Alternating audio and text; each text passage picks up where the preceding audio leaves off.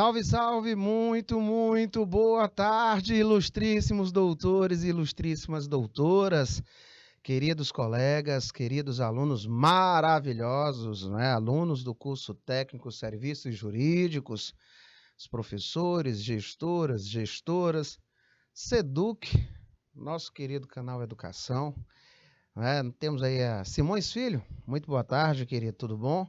A nossa mediadora Sandra Mota, e a todos que nos acompanham no chat do YouTube, no chat interno. Você que depois vai acessar essa aula gravada, a reprise, ficou com dúvida?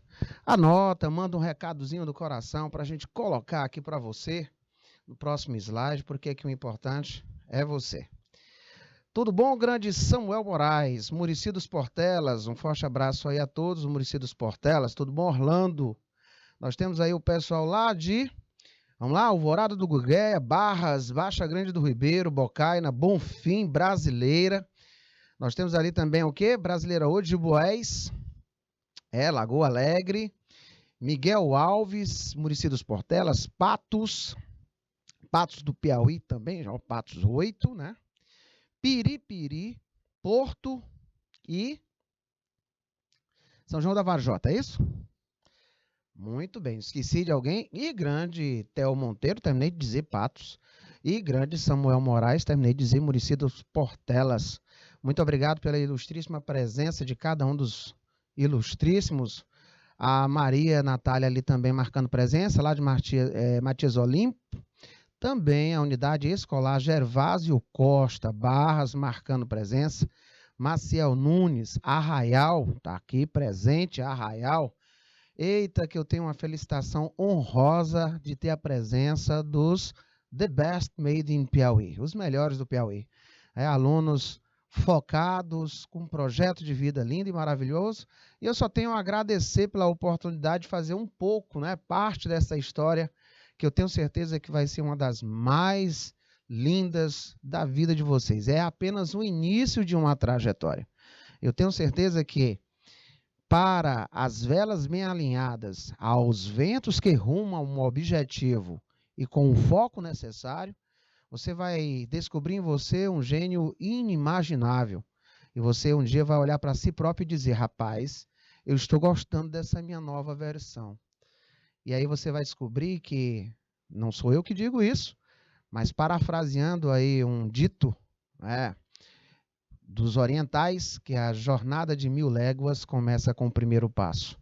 E você já deu esse primeiro passo. Então, sucesso a cada um de vocês, que seja uma tarde ladrilhada de muito conhecimento. E é o que eu desejo a cada um de vocês, que são mais do que especiais para esse professor que outrora vos fala. Vamos lá, queridos. Vamos lá, ilustres. Introdução ao estudo do direito, nossa disciplina. Nós... a todo instante estamos aqui conversando sobre ela, dizendo da sua importância, não é? Dizendo qual é a marca indelével.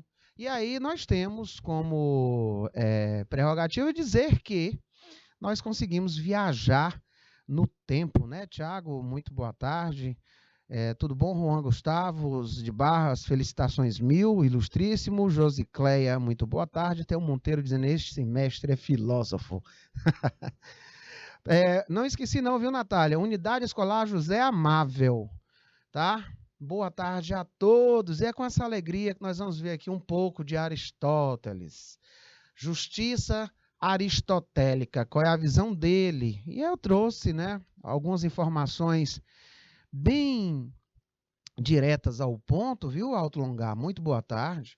Para que vocês não possam também achar que é algo dificílimo. Claro, tudo nessa vida tem o seu grau, né, de dificuldade, porque requer uma prática e um conhecimento aprofundado, e esse aprofundamento ele vai acontecer a partir do momento que você vai reconhecendo um pouco, né, de cada evento, e aí tudo passa por uma questão da vontade pessoal, de saber o que é justiça, né, o que é uma justiça convencional, substancial, distributiva, atributiva e etc.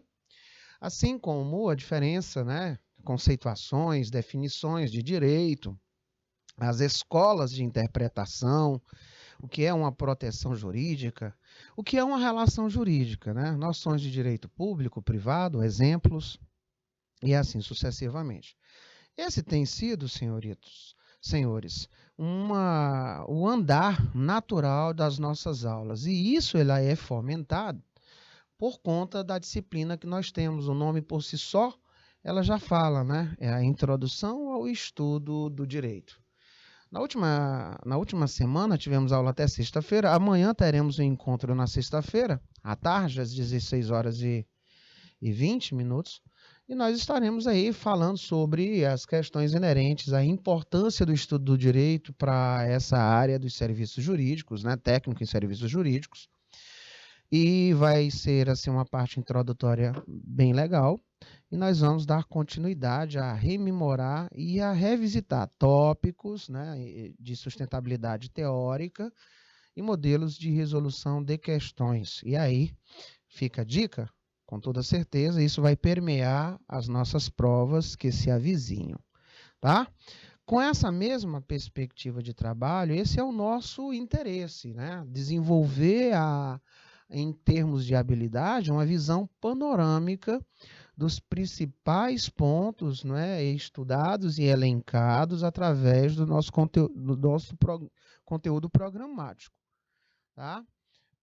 Através de definições, conceituações, exemplificações, casos práticos, modelos de questões de concursos, os mais variados possíveis, e questões que são extraídas de dentro do próprio texto trabalhado durante a aula. É por isso que nós vamos lá desde a época da evolução histórica da humanidade, trazendo a importância da evolução histórica da humanidade em detrimento à observância do surgimento da ciência do direito.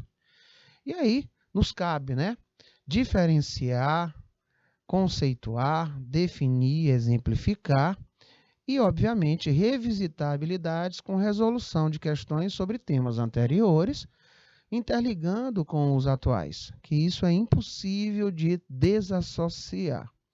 Na aula de ontem, nós estávamos, inclusive, quero agradecer aqui de já aos polos que ficaram até o último momento, né?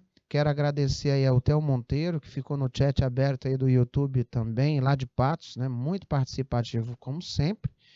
E nós tivemos aí a grata satisfação da participação de 2 polos muito atuantes. Quero parabenizá-los, né, na presença dos professores que aí estão, e também de vocês, alunos, mostrando aí, né, essa garra, esta vontade. Aos demais, eu sei que vocês têm um horário, né, por conta do transporte, por conta de toda uma organização, né, de transporte. Mas também recebo o feedback desses alunos através das mídias sociais com relação ao acerto das aulas gravadas, né, das anotações que fazem, e eu fico muito feliz com cada uma das observações, das sugestões, tá? Das críticas, sem as quais a gente também não pode crescer e nem muito menos melhorar o serviço, que é essa prestação de informações de uma forma bem altruísta, bem tranquila, para que você possa ficar focado e fazer como alguns alunos já me disseram: professor, depois do curso técnico, eu estou encerrando o meu ensino médio com o curso técnico, eu já me decidi a área que eu vou fazer para o curso superior. Nós vamos ser amiguinhos. Eu digo, oh, que coisa satisfatória. Eu fico assim muito feliz. Então, já tem vários alunos que querem seguir a carreira, né? Alguns já disseram para mim que vão fazer o bacharelado, outros me disseram que vão querer ser delegados, magistrados. Então, gente, no campo do saber, querer é poder. Nem o céu é o limite.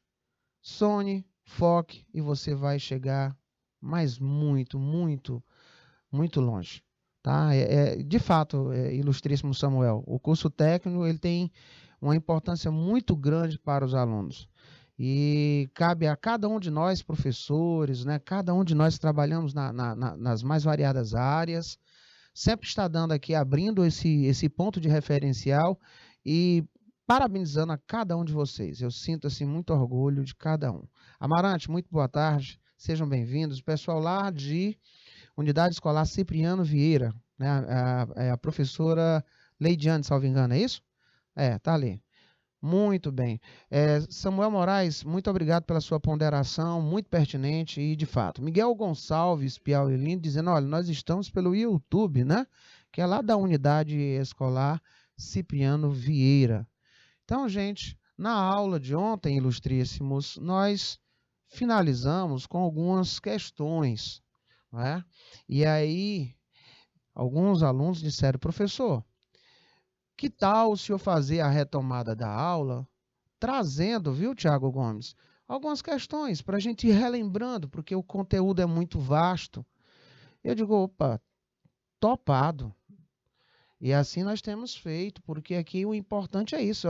Eu fico feliz quando o aluno me pede para estudar e gosta de participar. E isso é uma coisa fantástica, porque o aprendizado ele é uma coisa, não é que nós amamos.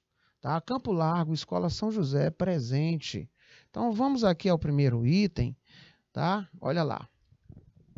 Quando se fala nessas escolas de interpretação, todas elas retratam importantes momentos e características próprias.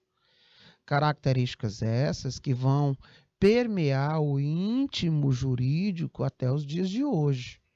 Então, é como um aluno ontem me disse, professor, é como se fossem espécie de herança, né? Tipo heranças. As heranças ficam.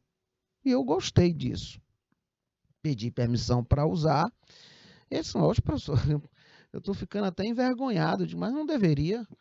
Realmente, essas heranças que depois constituem, não é, as correntes filosóficas e que nós conseguimos vislumbrar as majoritárias e as minoritárias, se aproveita toda a ideia, isso é importantíssimo.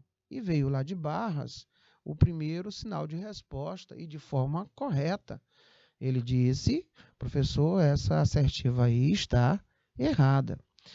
Quando ele começou a dizer que é escravo da lei, quando ele começou a falar sobre o culto desmedido aos códigos, quando ele começou a dizer que não admite lacuna por acreditar que a lei, a obra, né, a obra completa e acabada, se tratando do Código Civil francês de 1804, o Código Napoleônico, tá? Onde esse triunfo se deu, né, com a Revolução Francesa, mediante a expressão da filosofia liberal e individualista. De acordo, inclusive, com essa escola, os códigos não deixam nada ao arbítrio do juiz, competindo-lhe apenas a interpretação literal, gramatical, e extrair o sentido do texto legal. Né? E aí nós conseguimos visualizar um erro aí gigantesco. Né? Ele falou plenamente sobre uma escola? Falou. Mas, lá de Alto Lungar, veio também a participação dizendo, professor, está errado, porque não se trata da sociológica do direito, mas sim da escola da exegese. E o ilustríssimo Samuel Moraes também disse que Muricy dos Portelas, atentos na aula, muito obrigado mais uma vez, cravou lá também, ó, isso está errado. Pois bem, se aqui fosse uma questão subjetiva, pedindo para que você julgasse certo ou errado e justificasse, estaria aí todo mundo na vibe positiva do acerto e eu os parabenizo. Muito, muito feliz com a observação e o feedback de cada um de vocês. Tá? De fato está errado, porque nós estamos falando da escola, mas da escola da exegese. A escola sociológica do direito, ela considera o direito, tá? Ela considera o direito fato social. Escrevam para não esquecer. Não é? Ela considera o direito fato social, ilustríssimos. Tá? Quando se fala de engessar o entendimento do magistrado, do intérprete, você já sabe. Quando se fala de obra completa e acabada, e nos leva até as questões atinentes à Revolução Francesa, não é? Num mar de insegurança, é até compreensível por que eles ficaram se achando, né? Esses que legislaram para que tivesse naquele período o primeiro Código Civil, né, o de 1804. Foram realmente marcos interessantíssimos e que, volto a dizer, não foi em vão. Eles influenciaram o mundo inteiro, tá?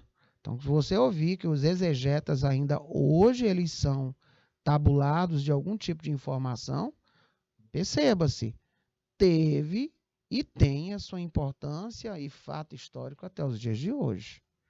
Olha, numa época, saindo ali da Revolução, todo mundo inseguro, tá? Ninguém conseguindo estabelecer uma linha de relação jurídica, de relação pessoa, negócio, pessoa, Estado. Por quê? Porque não se tinha nada positivado, não se tinha o legislado, não se tinha uma segurança do agir e a cobrança desse agir. Aí surge o direito civil. E nos primeiros dias de nossas aulas eu trouxe para vocês, mostrei inclusive como era a divisão dos livros, né? Lá versava sobre as questões da propriedade, versava sobre a questão do casamento civil, do divórcio, tratou da laicidade do Estado, onde teve a ruptura, né, de Estado e igreja, e tantas outras situações. E eu fiz um paralelo para vocês relembrarem desses acontecimentos e que respingaram posteriormente neste juvenil país chamado Brasil, porque nós temos aí um país extremamente novo. Se nós formos fazer em comparação com o velho continente, se nós formos olhar para algumas outras grandes potências, nosso país ainda está engatinhando, né? Por assim dizer, tá? Então, parabéns aí ao acerto. Essas características, de fato, são com relação à escola da exegese. Quando você lembrar de escola sociológica do direito, você vai dizer, é aquela do fato social. É aquela que vai dizer assim, olha, esse fato social, ele surge em decorrência do próprio convívio em sociedade. É óbvio, né? Do próprio convívio em sociedade, né? Então, você já coloque isso aí para não esquecer. Direito é realidade da vida social. Pronto, para você não esquecer mais. Olha lá o termo sociológico. Então, ótimo aí a resposta dos senhores. Alguma dúvida até aqui, meus ilustres? Ficou muito bem claro isso para vocês. Se for cobrado isso algum dia em termos de conhecimento, ou em prova, ou na vida profissional dos senhores, né? E aos futuros bacharéis que irão aí adentrar a universidade para o curso superior, certeza, como nos primeiros momentos do bloco 1 que você pagar na instituição superior de ensino, vocês vão lembrar muito das nossas aulas, vocês vão ver isso em várias disciplinas, inclusive na própria introdução ao estudo do direito, na sociologia do direito, na filosofia do direito, historiologia do direito e assim sucessivamente. Tá? Então, a próxima questão essa seria a resposta correta, a filosofia da escola da exegese, né? Exegética, dogmática. Não esquecer desse nomezinho, tá? Vocês vão lembrar dessa relação chamada de dogmatismo legal. Que seria isso, professor? Nada mais, nada menos do que a supervalorização da norma, né? Supervalorização do código e a sua autossuficiência, encerrando todo o direito. Lembra que eu falei para vocês que o Estado ele era fonte única, né? Fonte única. Bom, a próxima questão, similar, mesma linha de raciocínio, vamos verificar quem vai me responder em primeiro ponto, sem o teorema de Pitágoras. Diz o seguinte: a escola da Lacuna-se surgiu como uma das consequências da criação do Código de Napoleão, ó, Código de Napoleão, 1804, forma de interpretação que ocorria mediante privilégio dos aspectos, literais, gramaticais, lógicos. Literais, gramaticais, lógicos, né? Lá de Alto Longar, veio lá a resposta, professor, Alto Longar 2 disse, professor, isso com certeza está correto, sem sombra de dúvidas. Seguindo uma linha de raciocínio similar, veio o pessoal de Barras e o próprio Tiago Gomes. Professor, isso está correto. Pronto, aí clap my hands, como se diz em inglês, né? Bato palmas para cada um de vocês. Baixa Grande do Ribeiro também não ficou atrás e diz, escreva aí, isso está correto. Muito bem. É exegese, né? Quando se fala em literalidade, quando se fala em texto, né? A questão gramatical, quando se fala em limitação, não é, Theo Monteiro? Limitação da interpretação do juiz, que ele não tinha, ele apenas verificava o que estava ali posto em lei. Pronto, ainda veio Código Napoleão em 1804, fechou, né? Pronto, vamos aqui mais adiante. Todo mundo preparado? Vamos lá. Diz o seguinte: para essa escola, o direito dividia-se em duas categorias, o dado e o construído. Ele fala que o dado trata do meio analisado pelo legislador, a observação de elementos, tá? Esse é o dado. Observe que ele trata aqui de observação de elementos. Olha lá os elementos: econômicos, morais, científicos, culturais, políticos e históricos. Tá? E ele fala que o construído, são os fins desses fatores. Será que o fragmento faz referência à escola da livre investigação científica do direito? Alto Longar, ele já disse assim, professor, eu acho que aí é certo, né, Alto Longar? Alto Longar, o pessoal de Barras também colocando lá como correto, né? A gente observa aí que essa escola teve como surgimento, né, mesmo aqueles períodos tão longevos, né, de tanta efervescência jurídica, de tantas correntes, né, de tantos júris filósofos, né? Aonde? França, tá? Olha aí a França marcando presença, né, tão loquaz. Baixa Grande do Ribeiro também dizendo que estava correto. Muito bem, o Tiago Monteiro e a Maria Natália. Perfeito. Muito bem. Lembrando aí que temos do século XIX, tá? Olha só, mesmo período, né? Século XIX. Para esse pensador, o François, ele diz, o nome do cidadão lá é François, né? Ele tinha essa, que diz que o objetivo único é a lei, né? O objetivo único da lei é aquele que motivou a sua criação e com as mudanças do meio social. Aí se notava, digamos assim, viu, Maria de Jesus? Parabéns aí pelo acerto também, essa preocupação, né? Então, eu posso dizer que ela está, obviamente, correta, né? Eu posso falar que é do mesmo período, século XIX, também na França, né? O François, ela dizia que era algo constituído por conta da criação, né? Então, nós temos aí isso no final do século XIX. O único objetivo da lei é aquela que motivou a sua criação e com as mudanças no meio social. Então, é função do intérprete, né? Ele deixa bem claro, viu, Maria de Jesus? Ele diz assim, olha, é função do intérprete fazer aí aquela adaptação da lei aos novos fatos sociais. Então, ó, função do intérprete,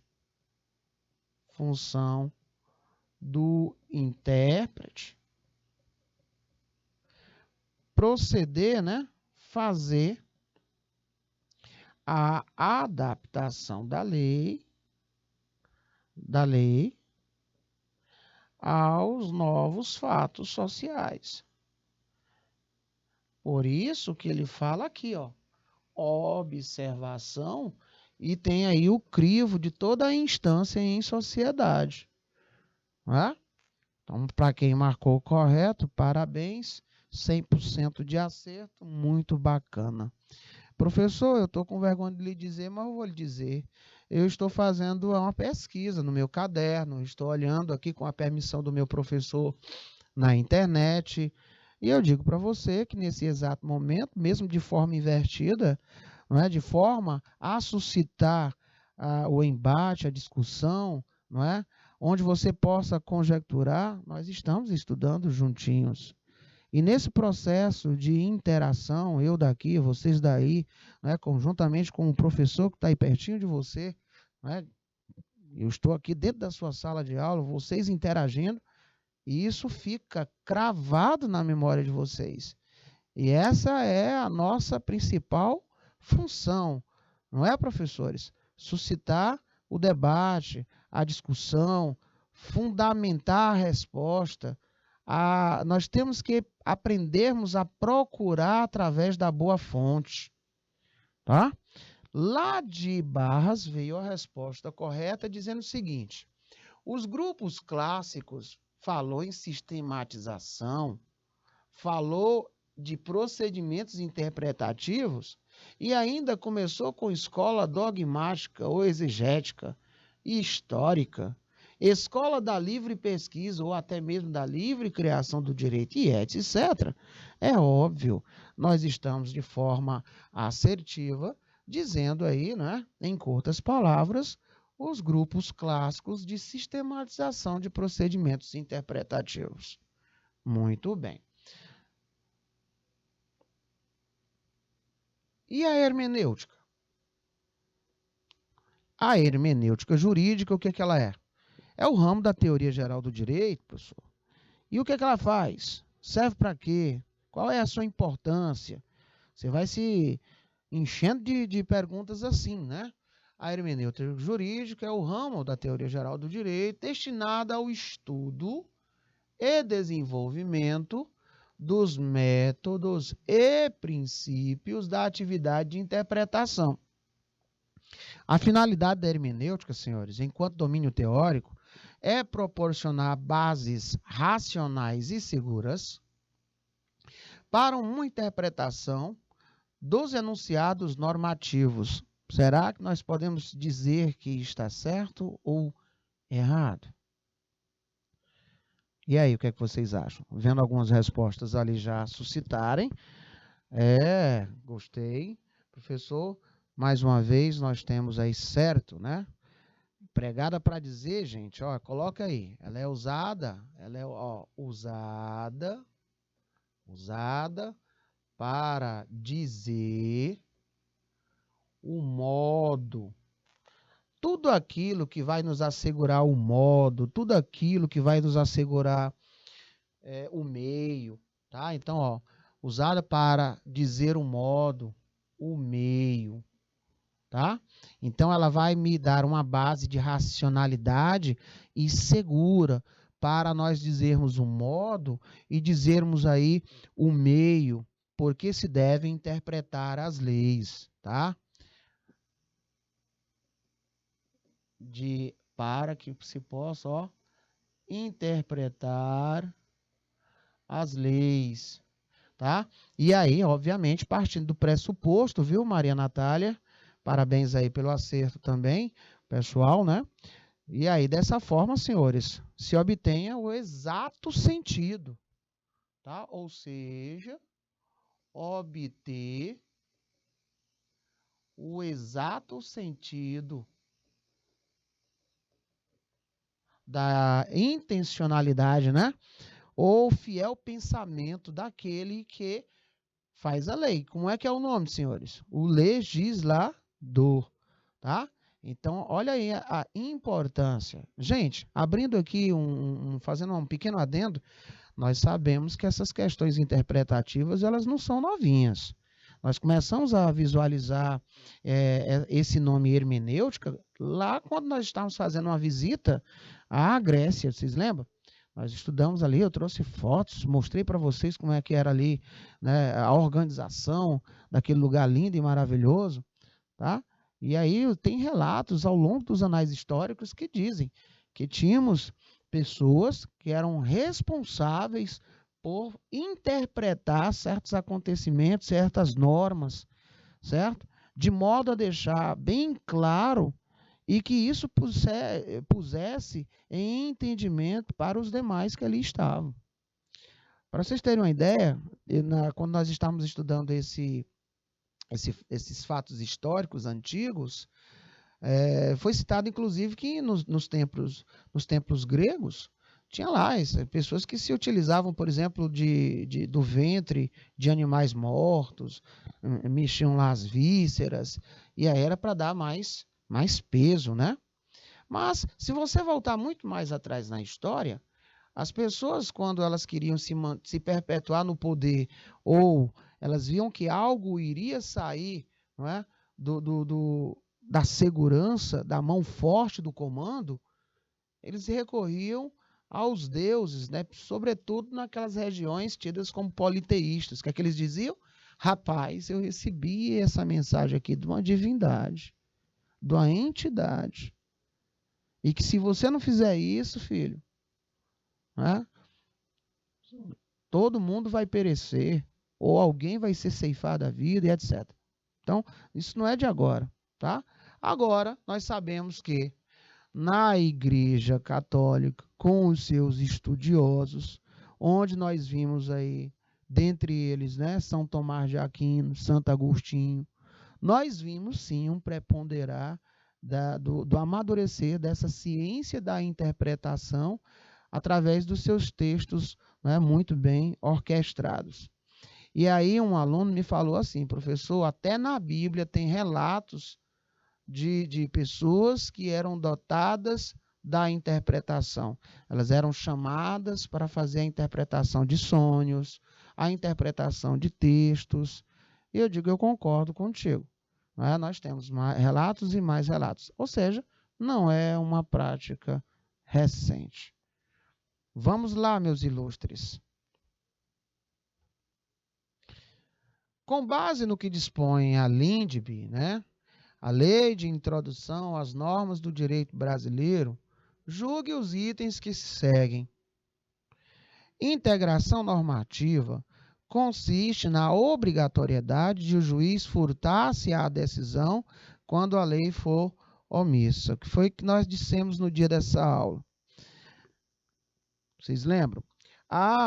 Chegou aqui esse caso na minha mão, a lei é omissa, eu não vou julgar isso aqui não. Será que o juiz pode, né, se dar este luxo?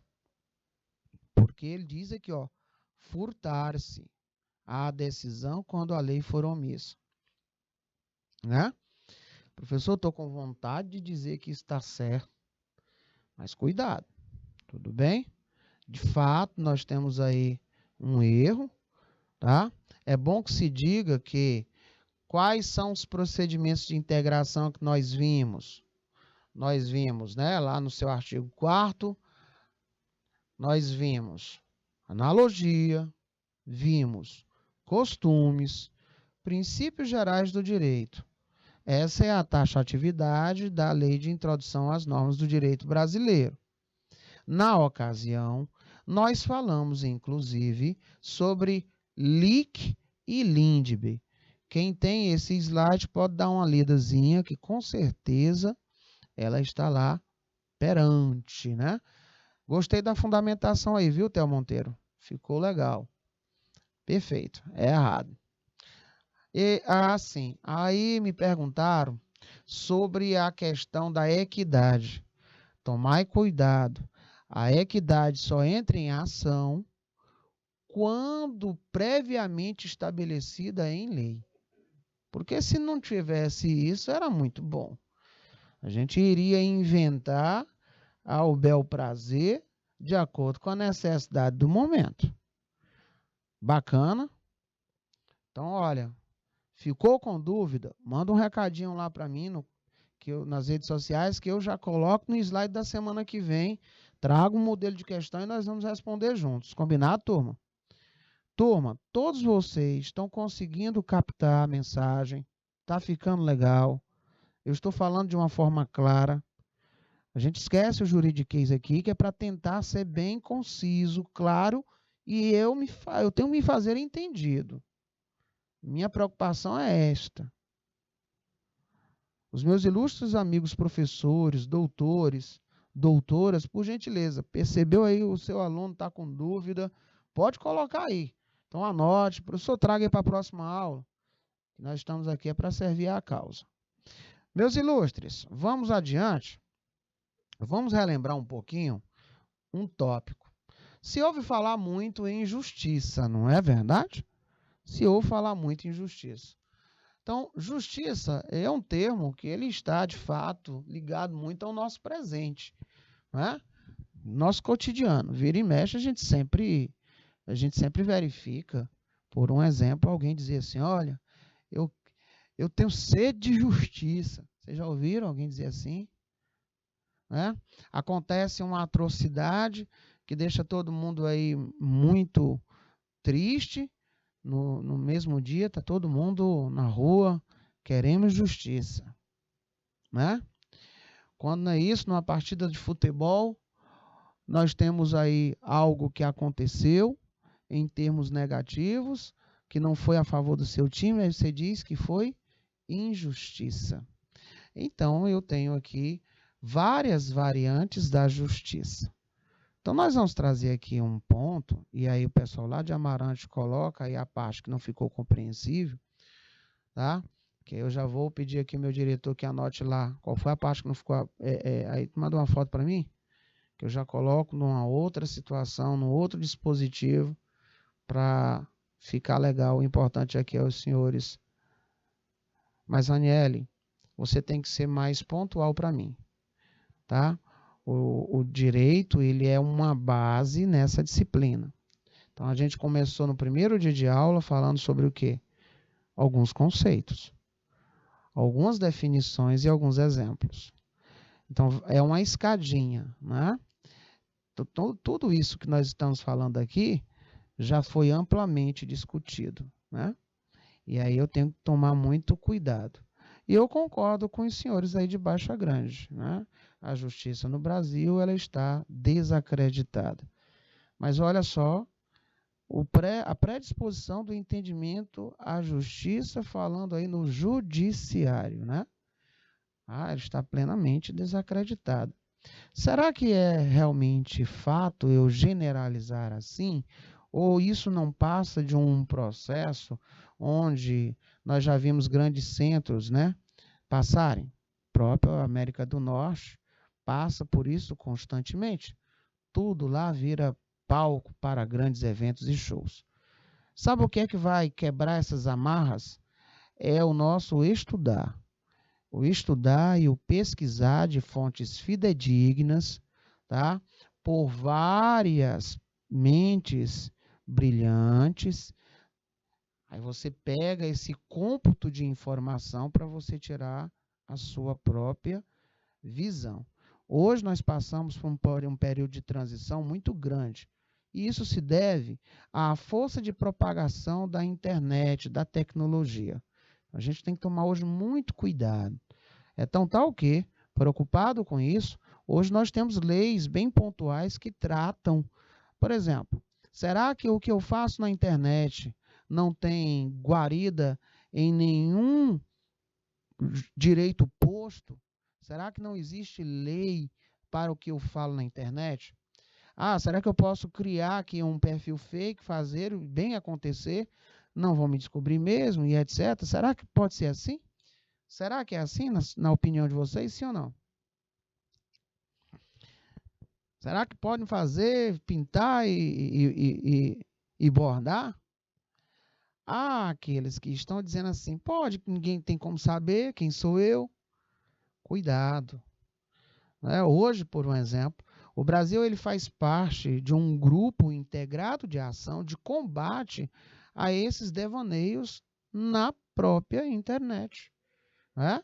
A Polícia Federal daqui, né, com o sistema de polícia das polícias civis integradas, né, com o sistema de polícias da inteligência dos Estados Unidos, tá, da Interpol, de tantos outros lugares, todos estão trabalhando em conjunto, por exemplo, para combater de perto essa prática horrível que é a questão da pornografia infantil.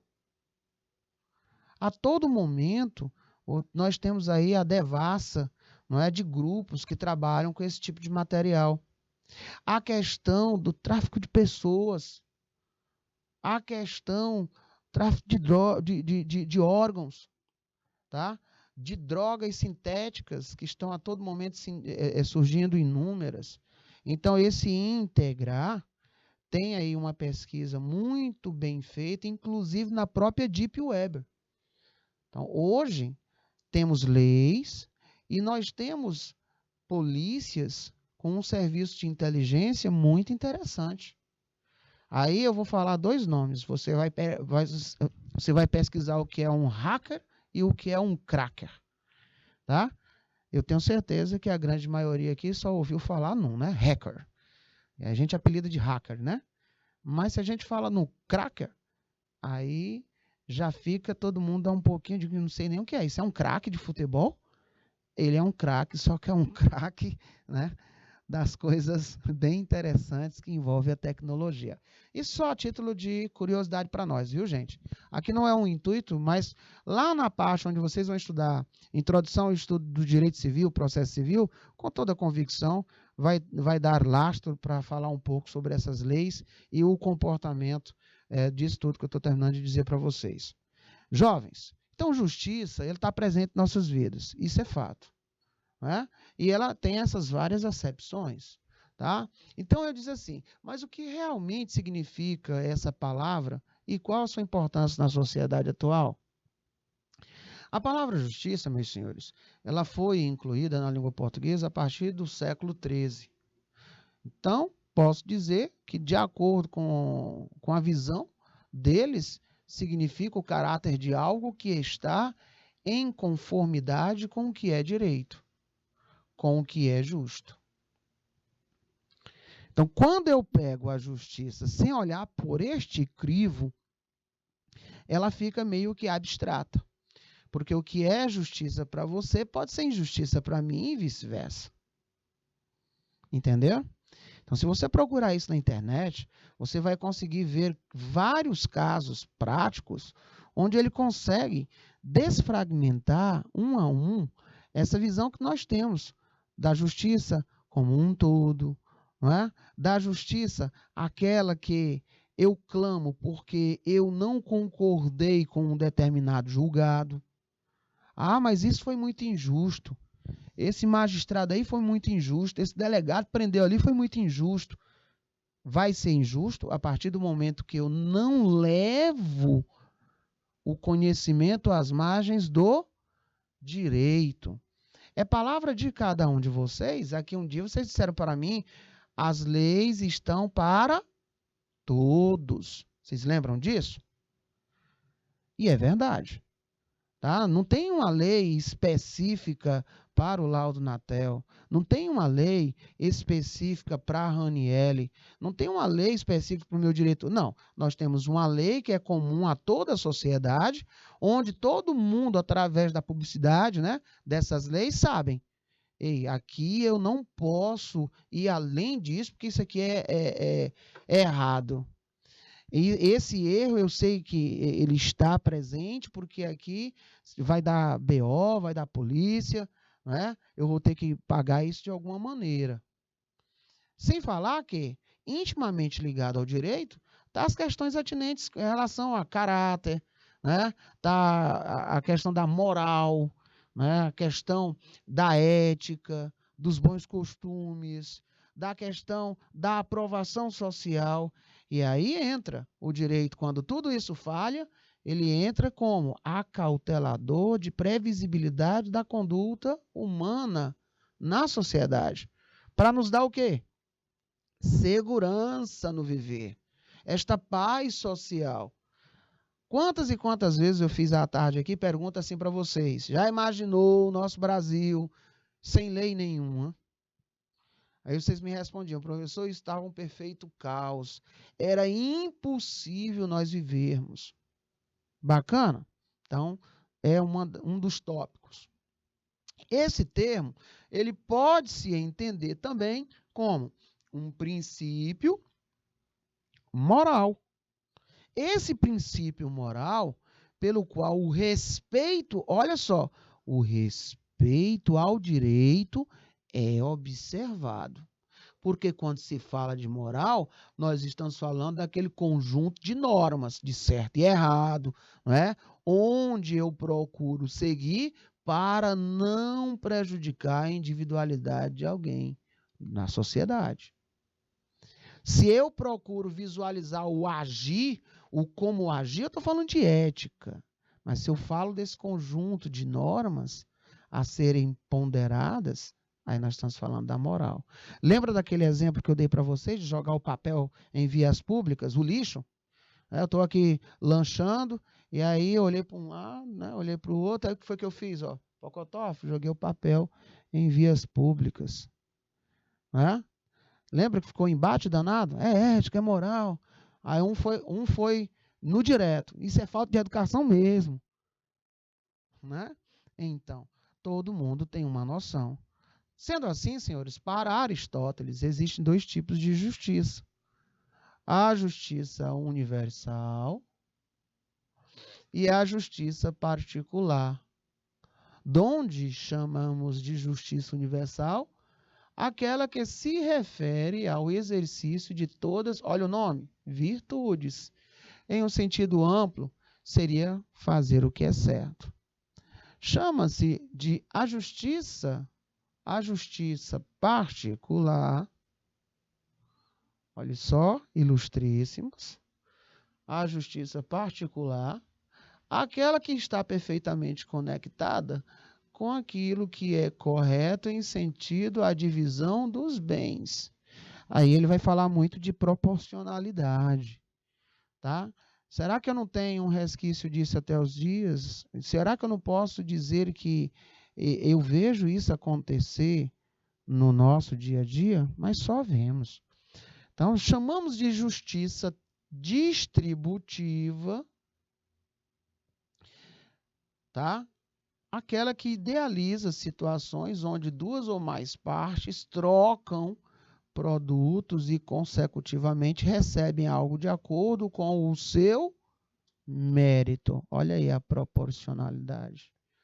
Como, por exemplo, em uma troca, um indivíduo vende algo para uma pessoa e recebe algo em troca de alguma forma, seja em dinheiro ou uma unidade monetária que seja proporcionalmente com a quantidade, qualidade e valor que lhes foi concedido. Nós vamos ver isso aqui muito lá na parte de direito civil.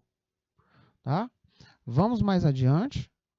A justiça corretiva se relaciona com a ideia de corrigir uma situação em que existe algum tipo de injustiça. Logo, ela é aquela que vai estabelecer o equilíbrio entre partes desiguais por atos voluntários ou involuntários. A aplicação dessa justiça, senhores, é óbvio, responsabilidade de quem? Do intérprete da lei, do juiz, que é quem toma as decisões de todo o processo. Para Aristóteles, o juiz é a personificação da justiça. Então, aquele que agisse de forma injusta teria sua punição proporcionalmente com a intensidade de seu ato. Lembra do exemplo que eu dei com o Lulu, quando eu estava passeando com um cachorrinho fictício, e aí dei um chute no Lulu, alguém me denunciou, veio a polícia, me deu me levou logo direto. Lulu foi para a casa de alguém ser bem cuidado. E aí ele me levou direto para um presídio, regime fechado. Peguei 48 anos de cadeia. Aí eu me lembro, os dados foram bem mais vantajosos. Eu me lembro que vocês disseram, Ave Maria, professor. Tá assim um pouco pesado demais. Não desmerecendo os animais, mas é porque não se atendeu aí, não é, ao devido processo legal, não teve aí a observância da proporcionalidade, não se observou aí as leis, os critérios, né, postos, codificados, legislados. Tá? Então, no nosso dia a dia, é só o que a gente consegue visualizar. Então, senhores, eu ainda tenho aqui como dizer que, sobre a concepção da justiça aristotélica, de um modo geral, é possível perceber que sua teoria sobre a justiça foi um reflexo de um ambiente sociopolítico e cultural, formulando tudo em torno da virtude. Perceberam? Novamente o nome virtude, denominada como justiça absoluta. Esse estudo mostra sua grande importância, com o fato de que, mesmo depois de 2000 anos, mantém sua presença na área do direito de maneira realmente espantosa. E aqueles que ignoram essa teoria, senhores, não estão alheios a ela, pois está muito presente nos ordenamentos jurídicos atuais. Logo, cabe aos operadores do direito, olha aí, vocês, né? Nós, apropriá-las no cenário atual em sua impessoalidade e intemporalidade.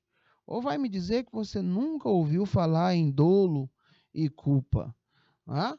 Vai me dizer que você nunca se deu com uma reportagem, não é, lá na TV, falando que a pessoa agiu de forma culposa ou ela agiu de forma dolosa, não é?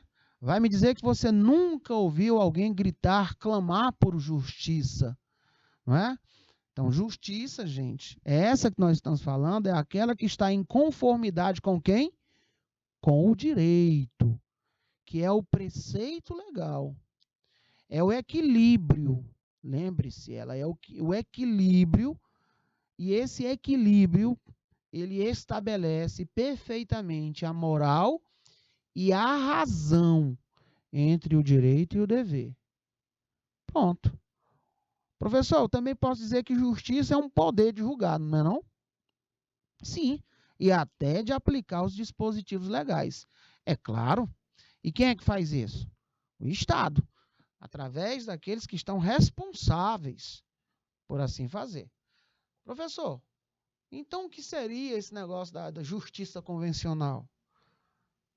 Justiça convencional, aquela que decorre da simples aplicação da lei, sendo que a situação concreta se encaixa perfeitamente ao modelo legal.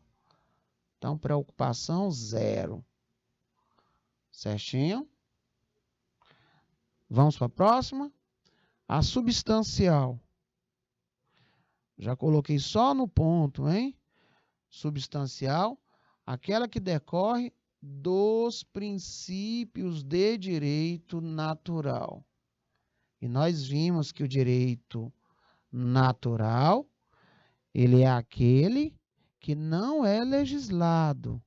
Nós vimos que é aquele que nasce com o indivíduo. Ontem eu, inclusive, disse para vocês, precisa estar dispositivado que todos têm direito à vida? Claro que não. Ao sermos concebidos com vida, óbvio, nós temos esse direito naturalmente. Ele é atemporal, ele é universal, tá? Todo e qualquer ser vivente, não é? Dentro dos aspectos observados, naturais, que é a lei natural, ele tem esse direito já concebido. Então, estes não estão, não é um direito posto,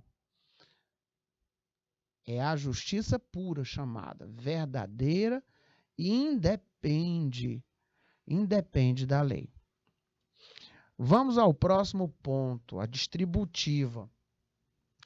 A distributiva seria a sua ideia central, o tratamento comparativo dá a cada um o que é seu na medida da proporcionalidade e necessidade. Sendo essa uma função de quem? Obviamente, do Estado perante a sociedade. E aí, você vai lembrar da comutativa.